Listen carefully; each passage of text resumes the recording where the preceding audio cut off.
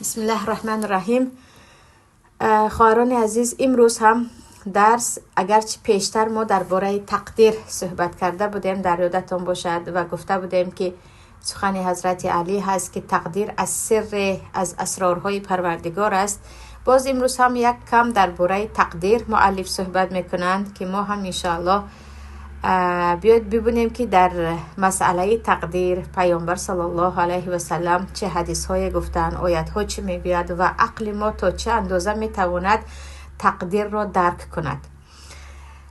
شروع میکنند مؤلف با اینکه والمیثاق الذی اخذه الله تعالی من آدم و ذریته حق، و همان میثاق یا عهد و پیمانی که الله از آدم و فرزندان آدم گرفته بود حق است. کدام عهد و پیمان را در نظر دارد؟ در سوره اعراف خواهران عزیز الله میگوید و اذ اخذ ربک من بنی آدم من ظهورهم ذریتهم و اشهدهم علی انفسهم الست بربکم قالوا بلی شهدنا ان تقولوا یوم القیامة انا كنا عن هذا الغافلین. و یاد آور زمانی را که پروردگارت از فرزندان آدم از پشتشان ذریه تمام نسل های آینده آنها را بیرون آورد، یا گفتیم از پشت حضرت آدم تمام نسل های تا روز قیامت می آمده او را بیرون آورد که دو روایت است دربارش، و آنها را به خودشان شهادت دهند و به آنها گفت الست بربکم، مگر من پروردگار شما نیستم؟ آنها همه گفتند بله، آره تو پروردگار ما هستی، شهدنا ما گواهی میدهیم. در دوامش الله میگه تا اینکه روز قیامت نگوید که ما بیخبر بودیم که تو هستی پروردگار، ما از بودن تو بیخبر بودیم. همین قصه خواهران عزیز در حدیث های زیاد آمدگی هست که پیامبر صلی الله علیه و سلم هم میگویند وقتی پروردگار آدم را خلق کرد، با دست راست خود پشت آدم را مس کشید که دست الله چگونه است، مس کشی چگونه است، این به ذات یگانه الله لایق است و چگونگیش را الله خودش میداند و ما هیچ معلوم نیست، لیکن در حدیث که آمد ما به آن ایمان داریم و حدیث در مسند امام احمد و در موطأ امام مالک و دیگر کتاب های سنن هم هست. سپس از پشت آدم تمام فرزندهای آدم خارج شدند، یعنی از پشت آدم در حدیث دیگر مانند زر، یعنی ذره‌چه های میده تمام فرزندان آدم تا روز قیامت چقدر انسان به دنیا می آید خارج شدند، زن و مرد. و الله گفت نگاه کن، من آنها را برای دوزخ آفریدم و آنها برای دوزخ عمل میکنند.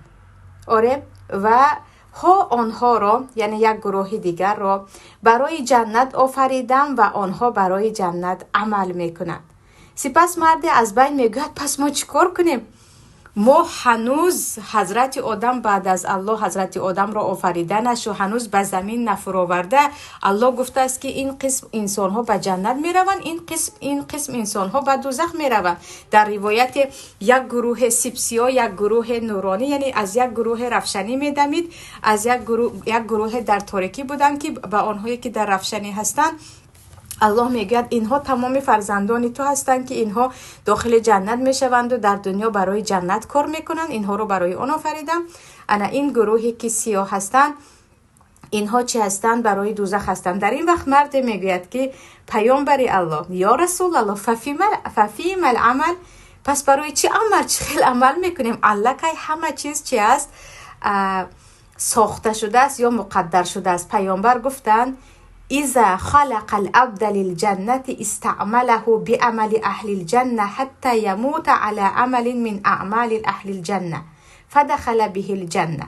یعنی اگر شما را الله برای جنت آفریده باشد، شما همیشه کارهای عمل جنت را میکنید تا داخل شدن به جنت، و آنی که برای دوزخ آفریده شده است او تا آخر عمر عملی اهل دوزخ را میکند. اما همینجا رو نگاه کنید، حاضر در این مسئله صحبت میکنیم پیش از این قصه حضرت آدم را.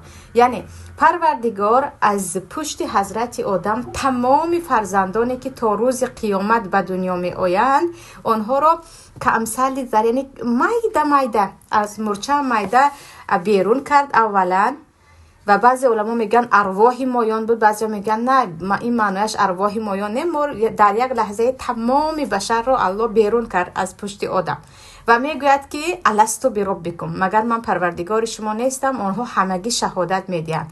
این معنیش این است که خواهران عزیز، انسان در کجای دنیا به دنیا بیاید هم در فطرت او، در قلب او، یا گفتیم در خون استخوان او یکتاپرستی هست. او میداند که الله یگانه است.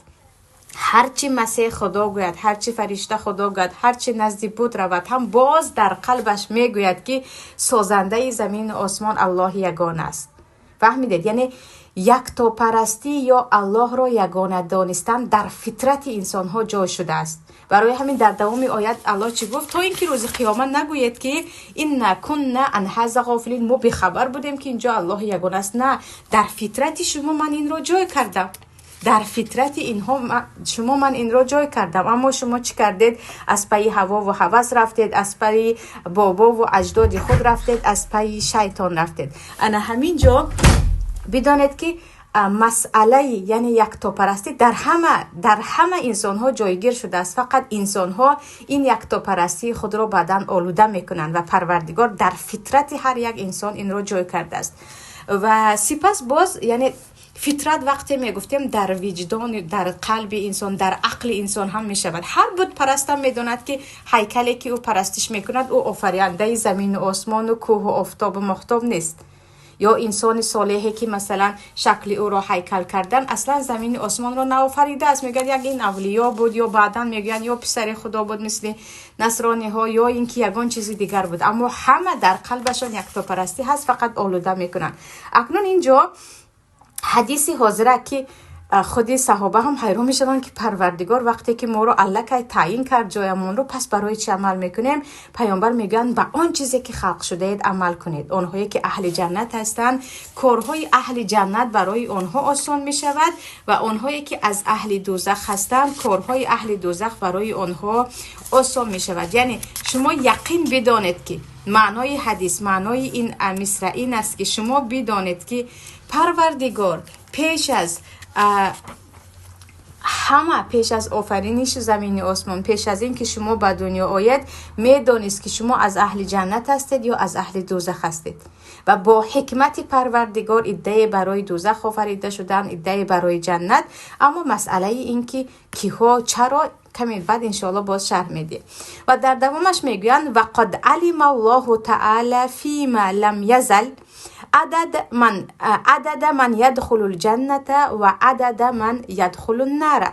و در حقیقت پروردگار میدانست، از اول میدانست و حالا هم میداند که چند نفر داخل جنت میشوند و چند نفر داخل دوزخ میشوند جملة واحده، فلا یزاد فی ذلك العدد ولا ینقص منه و كذلك افعالهم فيما علم منهم ان يفعلوه. یعنی از همان علم الله هیچ چیز بیرون نیست. اصلا مثلا الله فلان نفر به جنت می درآید گفته بودون یک نفر یکی ایمان آورده داخل جنت شد و زیاد شدن، اینگاه وجود نداره. الله از پیش هم حاضر هم می داند که شما پیشتر چیکار کرده بوده، چیکار میکنید، چیکار خواهید کرد و شمایان به کجا می روید و شمایان به کجا می روید. در دوامش الله میگه در دوامش مؤلف شرح دهنده کتاب حدیث می آورند که و کان الله بكل شیء علیم، و به همه چیز الله دانا است. یعنی هرگز گمان نکنید که کی داخل جنت می شود، کی یکی ایمان می آورد، کی کفر می ورزد، از این الله بخبر است. نه، الله با علم خود از اول و تا حال و همیشه با خبر است که کیها داخل جنت می شوند، کیها داخل دوزخ می شوند. یعنی علم الله همه اینها را فرا می گیرد. و در دوامش میگن و کل میسر لما خلق له، این جواب پیشتره هست، و الاعمال بالخواتم و سعید من سعید بقضاء الله و شقی من شقی بقضاء الله یا شقا. و میگوین و هر یک انسان برای هر آن چیزی که آفریده شده است عمل کردنش آسان است. یعنی شما چگونه که در حدیث گفتم، اینجا به حدیث نگاه میکنیم، پیامبر صلی الله علیه و سلم میگن اعملوا فکل میسر لما خلق له. شما ای مؤمنان شما ای بنده های الله عمل بکنید، بر دوام در عمل باشید. هر یک انسان برایش آسان است هر عملی که برای آن آفریده شده است. مثلا نگاه کنید خواهران عزیز، آنهایی که الله به رحمتش گرفته است برایشان نمازخوانی خیلی آسان است، برایشان زکات دادن خیلی آسان است، سطر پوش خیلی به آسانی سطر میپوشن، از حرام دور شدن خیلی برایشان آسان است. یعنی پروردگار به آنهایی که هدایت را نصیب کرده است عملهای اهل جنت را کردن برایشان خیلی آسان است. اما آنهایی که از اهل دوزخ هستند میگویند مرا بکش، من سرم را به سجده نمیمونم، گردنی مرا بزن، من به کسی یگان تین کمک نمیکنم، من اصلا از چیزی که دوست میدارم دست نمیکشم. یعنی کسی حق ندارد به من بگوید به عرق نزدیکی نکن، کسی حق ندارد به من بگوید که به فلان حرام دست نزن، من چی خواهم میکنم. یا چی میگویند من خود شاه خود هستم، یعنی هر چی میخواهم میکنم. برایشان وزمین ترین چیز به سجده سرماندن است، برایشان دشوارترین چیز یک عمل خیر را کردن است. اما برای اهل ایمان یا آنهایی که هدایت نصیبشان هست میبینید که یک کاری خیر را میگوید دویده به چقانه میکنن. برعکس وقتی به گناه امر میشوند مثل کوه هست که به گناه دست دادن نمیتوانند، یا یک گناه را انجام دهند هم با تمام وجود آن گناه را بد میبینند و به آن نفرت دارند. و اینجا در دوامش حدیث عبدالله ابن مسعود را می آورند که میگویند سراقه ابن مالک به نزد پیامبر آمد و به پیامبر گفت پیامبر الله به ما دینمان را بفهمان، گویا که حاضر آفریده شده باشیم، یعنی هیچ چیز نمیدانیم. و در دوامش گفتن یعنی الله ما را برای چی آفریده است؟ برای جنت یا برای دوزخ آفریده است؟ و فیم العمل الیوم، ما برای چی عمل میکنیم؟ افیم جفت به الاقدام، آیا برای اون چیزی که قلم ها نوشتند و الکی خشک شد، یعنی به همون تقدیر ما که پیش از آفریده شدن ما نوشته شده است، یا اینکه ما عمل میکنیم برای اون چیزی که از تقدیرهایی که میشود در مستقبل؟ یعنی نگاه کنید، آیا تقدیری نوشته شده به آن عمل کنیم که الله کی نوشته شده است و خواه و نخواه می شود، یا فیما یستقبل، یا درباره آن چیزی که در آینده می شود؟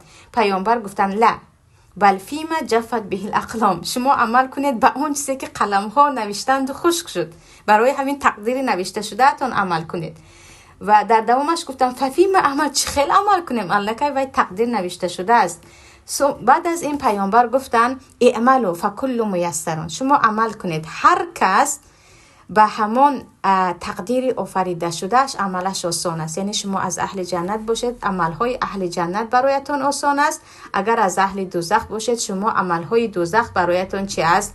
آسان است. اکنون در دوامش نگاه کنید، در دوامش همین گونه حدیث ها گشته و برگشته آمدن میگیرن. یعنی حدیثی که پیامبر صلی الله علیه و سلم میگویند الله که شما در شکم مادرتان بودید که برای شما چی نوشته شد که شما آیا خوشبخت هستید یا بدبخت هستید، و در دنیا و آخرت، یا شما رزقتان چقدر هست، عجلتان چقدر است، چه عمل انجام میدید، عمل اهل جنت و یا اهل دوزخ. اما مسئله این است که آیا شما همین رو میدانید؟ امروز زیادی سوالشون چی هست؟ اگر آینده همین خیال شود چی؟ اگر در تقدیر من همین انسان باشد چی؟ اگر در تقدیر من این باشد چی؟ در مسئله تقدیر شما درباره تقدیرتون چیزی نمیدونید، شما درباره تقدیرتون چیزی نمیدونید، ولیکن شما یقین دارید که هر چیزی که است با چی است؟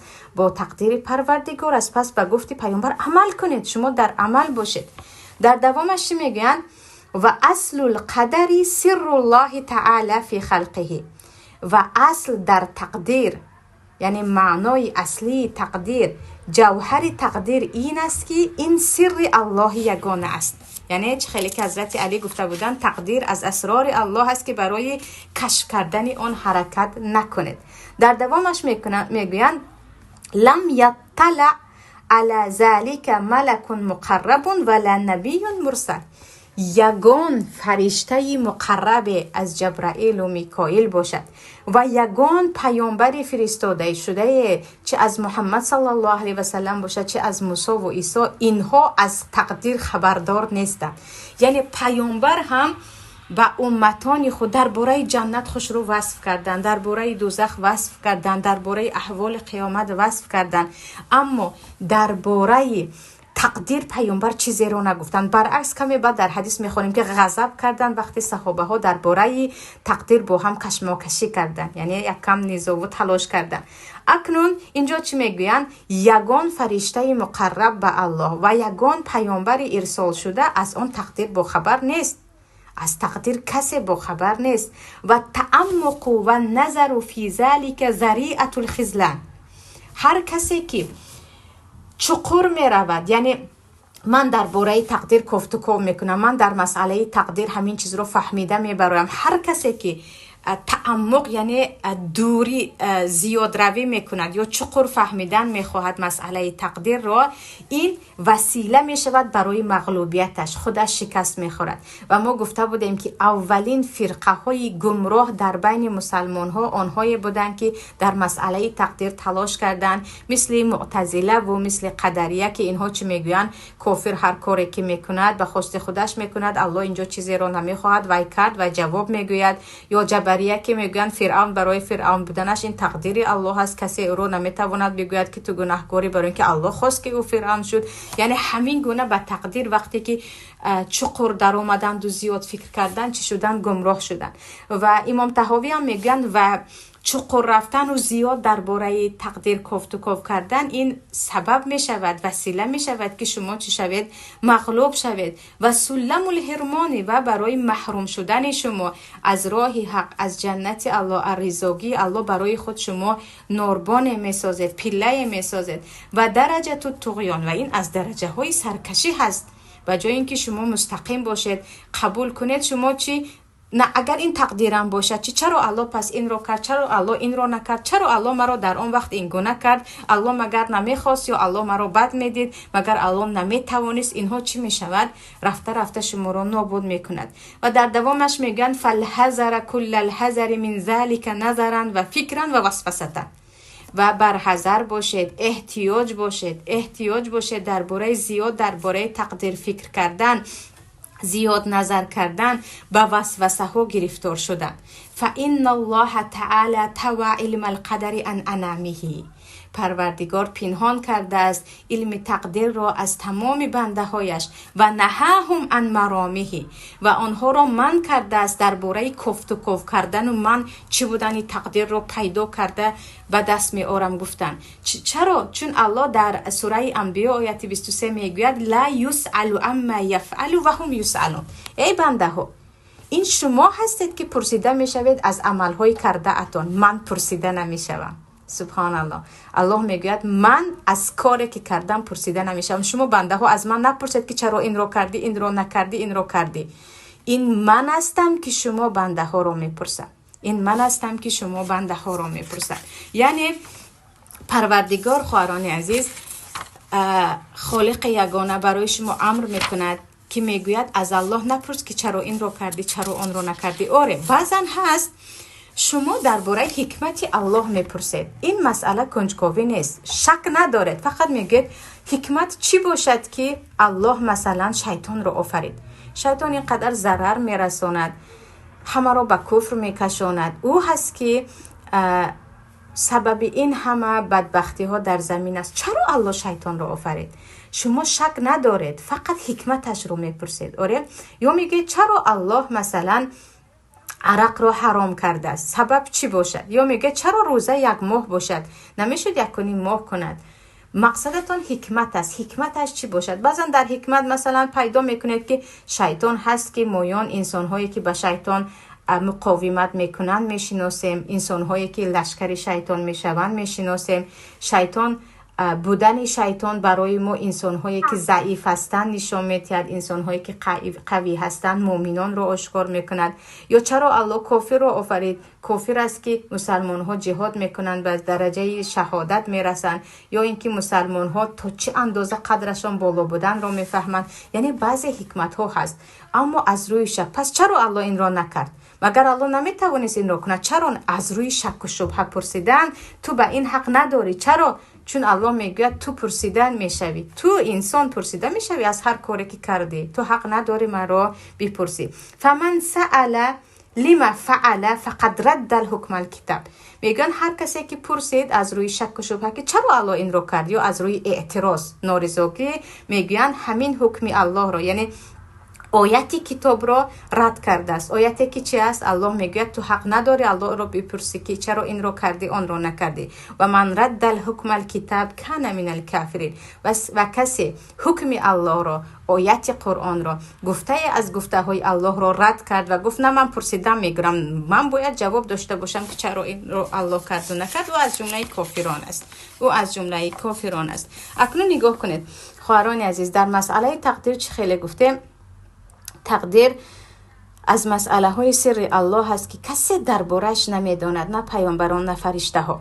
و الله میگوید ولو شئنا لاتینا کل نفس هداها ولكن حق القول مني لاملأن جهنم من الجنة والناس اجمعین. اگر ما میخواستیم، یعنی اگر پروردگار میخواست، هر یک انسان را هدایت میکرد، ولیکن حق القول مني، از من این گونه، یعنی این گونه سخنی من حقیقت است، من این گونه خواستم، حکم من این است که من جهنم را از انسان ها و از جن ها لأملأن جهنم من الجنة والناس اجمعین پر میکنم. یعنی پروردگار میگوید گمان میکنید که الله قادر نیست فلانی را هدایت کند، گمان میکنید که الله نمیتواند اینها را هدایت کند، این ظالمانی که شما، نه، الله خواهد هم اینها را هدایت میکند، هر یک اینها را، ولکن این قضا و قدر و حکم الله بود که الله چی گفت؟ دوزخ هم اهل خود را دارند، هم از جنیان هم از انسان ها. پس اینجا شما به این یقین کنید که بودن دوزخ و بودن اهل دوزخ تقدیر الله هست. این قدر غم نخورید برای کافران ظالمان، بگویید الله برایشان این را مقدر کرده است، حکم الله هست، ما هم به این راضی هستیم، الله همین گونه خواسته است. و در خواسته ها هم و ما تشاءون الا ان یشاء الله رب العالمین، سوره تکویر الله چی میگه؟ هر چیزی که شما میخواهید اول الله میخواد، پس شما میخواهید. یعنی الله نخواسته چیز را تو انسان خواسته نمیتوانی. سبحان الله، قدرت الله اینقدر بالای بنده هایش بزرگ است که حتی خواسته های ما چی است؟ زیر خواسته های الله هست. اما این رو گرفته آیا می شود بگویم که هرچی خواسته ما هرچی گناه کردم به خواست الله بود؟ به خواست الله بود، اما الله راضی بود از آن کارت؟ بسیار چیز، همه چیز به خواست الله هست، الله هرچی خواست می شود، اما هر چیزی که الله خواسته است از آن راضی نیست. مثلا الله خواست که مثلا شیطان به دنیا آید یا ببخشید آفریده شود، آیا الله شیطان را دوست می‌دارد و از او راضی هست؟ این معنیش این نیست که الله هر چیز آفریده است الله آن را دوست داشته است، با حکمت خود آفریده است، اما معنیش این نیست که هر چیزی که الله آفرید، کافر اگر بد می‌بود الله نمی آفرید، این گپ خطا است. خواست الله آفرینشی کافر بود، اما خواست الله باز از کافر چی بود؟ هدایت بود که دوست داشتن الله مؤمن را به خاطر ایمانش است و بد دیدنش کافر را به خاطر کفرش هست. و ما نمیتوانیم بگوییم همه بنده های الله هستند، همه را الله آفرید، همه را الله دوست می‌دارد. نه، آفرینش چیزی دیگر است، بعد دوست داشتن چیزی دیگر است. و مسئله دیگر خواهران عزیز، همینجا درباره تقدیر، الله قدرت خود را وقتی شما به تقدیر یقین میکنید، در مسئله تقدیر یقین میکنید، شما به قدرت الله باور میکنید، به قدرت الله باور میکنید 100%، و همیشه انتظار میشوید که قضا و قدر الله چی باشد. یعنی وقتی یک انسان مومن میگوید هر چی در دنیا میشود این تقدیر الله هست، خواست الله هست و الله الکی این را میدانست و حاضر هم میداند، ولیکن چی رو خواست از ما، چی خیل بود و تقدیری ما که نمیدونیم. پیامبر چی گفتن؟ شما عمل کنید. و شب و روز پیامبر هم عمل کردن. پس شما همیشه باید از پی عمل باشید. من و شما اینقدر سر تقدیر رو خیلی که امام طحاوی گفتن کفت و کاف نکرده که ما زورمون به اون نمیرسد، عقلمون به اون نمیرسد. اینقدر مسئله تقدیر رو نگفته، باید همیشه در عمل باشه. عمل کردیم یکی چیزی شد که به خواسته خود نرسیدیم، کردیم و نشد. پس چی میگیم؟ پس اینجا خواسته الله چیزی دیگر است.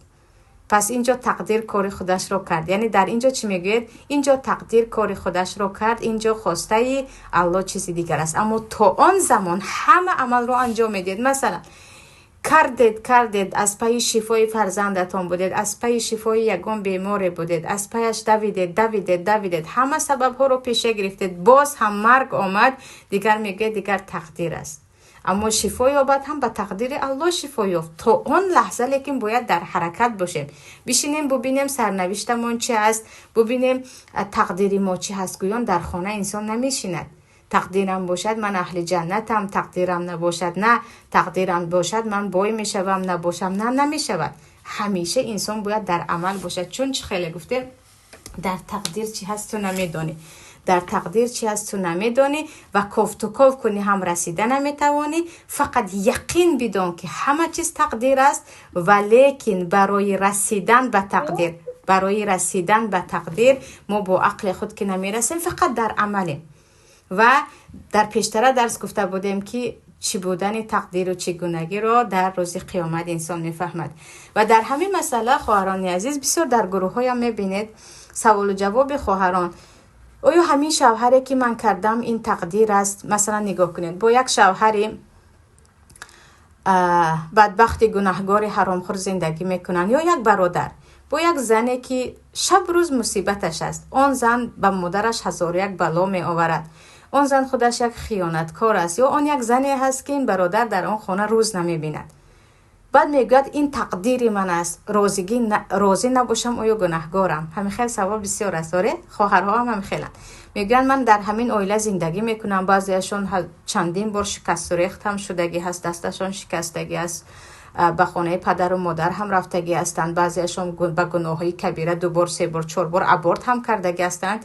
و میگن آخر مگر به تقدیر نارضاگی نیست اگر من از این شوهر جدا شوم؟ پیش از همه اگر به همین شوهر به تقدیر الله شوهر کردی، به تقدیر الله جدا شو، به تقدیر الله جدا شو، از این جدا شو و بگو تقدیر الله هست. چرا اینجا ضعیفی خود را یا از عهده نابرایی خود را بالای تقدیر و تقدیر را متهم میکنیم؟ الله تو را همیشه حاضر داشته ایستاده است که حرکت نکن نجوم. چه خیلی گفتم تقدیر رو الله میداند. شما در حرکت باشید برای تغییر دادن خودتون، برای تغییر دادن زندگیتون، برای هر چی تغییر دادن و کوشش کردن و رسیدن به جنت، به رضایت الله، رسیدن به درجه های بالاترین انسانیت.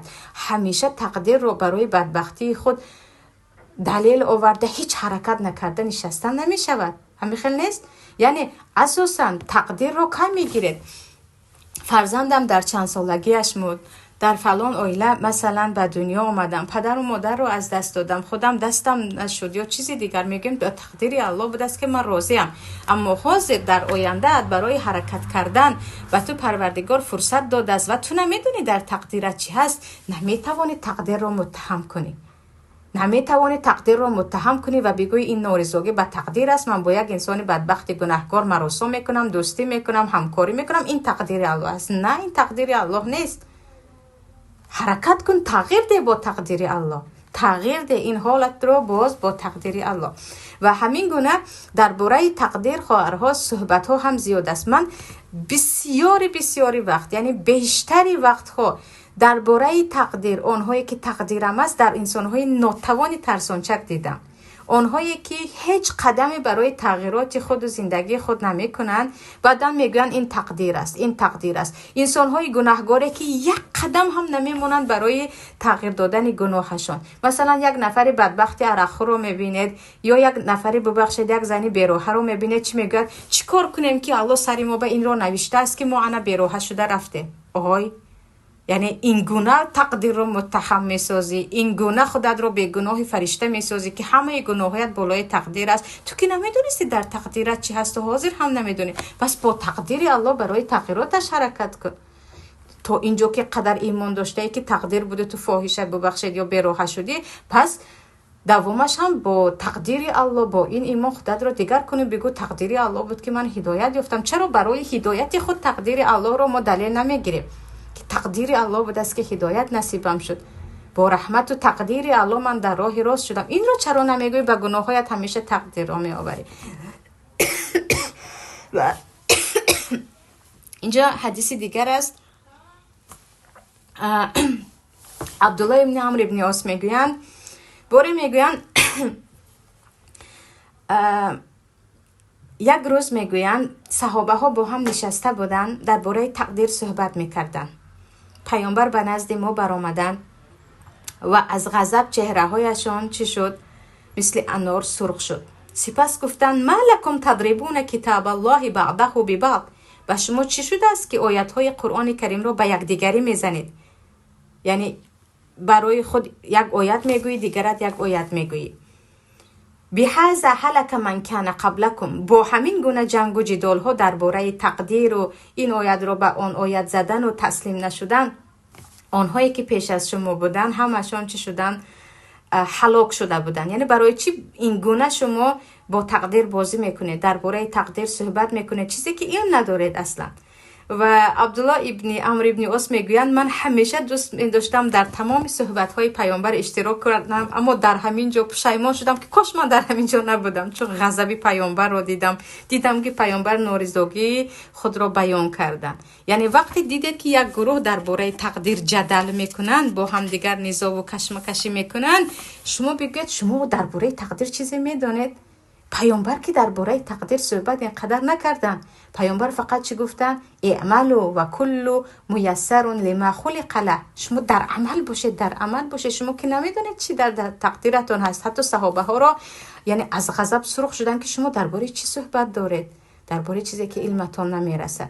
برای همین مسئله درباره تقدیر رفت، خواه و ناخواه شیطان پای خود رو آنجا میگذارد، خواه و ناخواه چیزهای میگوید که شما نمیدونید. و اینجا مؤلف میگویند در انجیل آمده است که ای فرزندان اسرائیل، نگوید که لما امر ربنا، چرا پروردگار ما را امر کرد، ولی بگوید بما امر ربنا، پروردگار ما را به چی امر کرد. یعنی مسلمان هم باید این گونه باشد، نگوید که پروردگار چرا این را کردی، نه بگوید که پروردگار تو چی گفتی که من آن را عمل کنم. این گونه می شود مسلمانی، این گونه می شود تسلیم شدن به الله. و جلد یکم کتاب خواهران عزیز با جملات خیلی زیبای طحاوی تمام می شود. امام طحاوی میگویند این چیزهایی که الان به شما گفتم درباره این که کفت و کف نکردن به تقدیر، راضی شدن به تقدیر، همه چیز رو از تقدیر دانستن و عمل کردن، همه چیز رو از تقدیر دانستن و عمل کردن، هرگز ننشستن که تقدیر هرچی است به سرم می آید. میگن فهذا جملة ما يحتاج الیه من هو منور قلبه من اولیاء الله تعالی و هی درجة الراسخون فی العلم. و میگن این چیزهایی که درباره تقدیر گفتیم، تسلیم شدن و کفت و کف نکردن و همه چیز رو از تقدیر دانستن و عمل کردن به آن و نپرسیدن که چرا این رو کرد، چرا آن رو کرد، میگوین این گونه به تقدیر باور کردن و عمل کردن، این از راه هست که آنهایی که قلبشان با نور الله منور شده است از اولیای الله هستند، آنهایی که راسخون فی العلم، در علم به درجه بالا رسیدند. برای آن که علم میگویند دو نمود هست، علم دو نمود هست، علم من الخلق موجودون، علم ببخشید فی الخلق موجودون، علمی که در خلق موجود است، یعنی انسان ها آن علم را صاحب هستند، مثل علم فقه گوییم، علم تفسیر، علم حدیث. و علم فی الخلق موجود، و علمی هست که انسان ها آن را ندارد. پس خواهران عزیز، علم هایی هست که من و شما صاحب شده میتوانیم. آره، درباره مثلا خیلی گفتم علم فقه، درباره عبادت ها و حتی حکمت های عبادت ها، درباره مثلا مسائل ها در تفسیر و فهمش آیات ها، فهمش حدیث پیامبر، این علمی هست که انسان ها درک کرده می توانند، اما علم دیگری هست مانند غیبیات، چگونگی مثلا ذات الله، چگونگی تقدیر، چگونگی نوشته شدن تقدیر. این میگن این علمی هست که در انسان ها وجود ندارد. فانکار العلم موجود کفر، هر علمی که تو میدانی و در بینتون هست از کتاب و سنت انکار کردنش کفر است. و ادعاء العلم المفقود کفر، باز هم علمی که تو نداری و مدعی هستی که کفتکو میکنی و به دست میاری، اون هم کفر است. نگو که من تقدیر را فهمیدم، نگوی که من به سر تقدیر رسیدم، نگوی که من میدانم در تقدیر چی هست. این کفر است. چون چی است؟ این علم غیب است. علم تقدیر علم غیب است، برای کفتکوش حرکت هم نکن. نگوی که من میدانم که در تقدیرم چی است. اون چیزی که گذشت میتوانی، خیلی گفته من لکه تقدیر بوده گذشت، اما در آینده تقدیر فلانی رو میدانم، خودم رو میدانم. این چیزها چی هست؟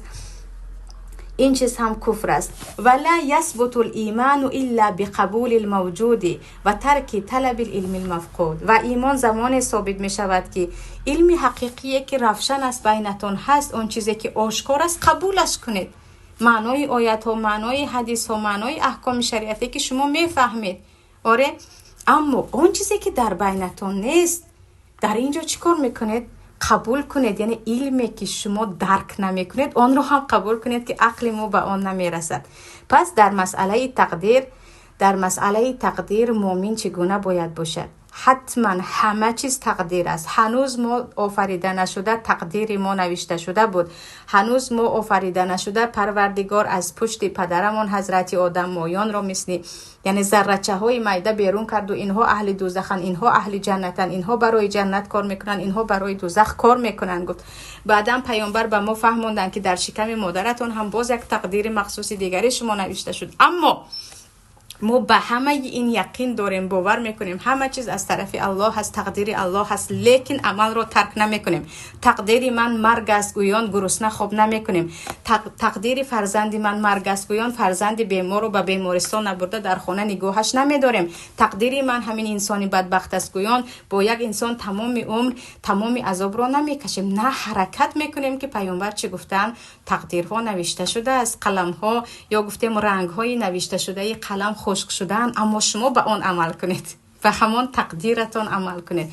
چون سر الله هست که نمیدانید در تقدیرتون چی است. گفتم وقتی شما تقدیر رو قبول کردید، حرکتتون رو هم کردید و باز هم نشد، چی میگه؟ تقدیر است. همین مسئله تقدیر خواهران عزیز، یک قصه خودم رو کوتاه بگویم، شاید برای زیادی از خواهرها هم عبرت شود. در همین مسئله تقدیر من یک کم مشکلی داشتم تقریبا سالهای 2017.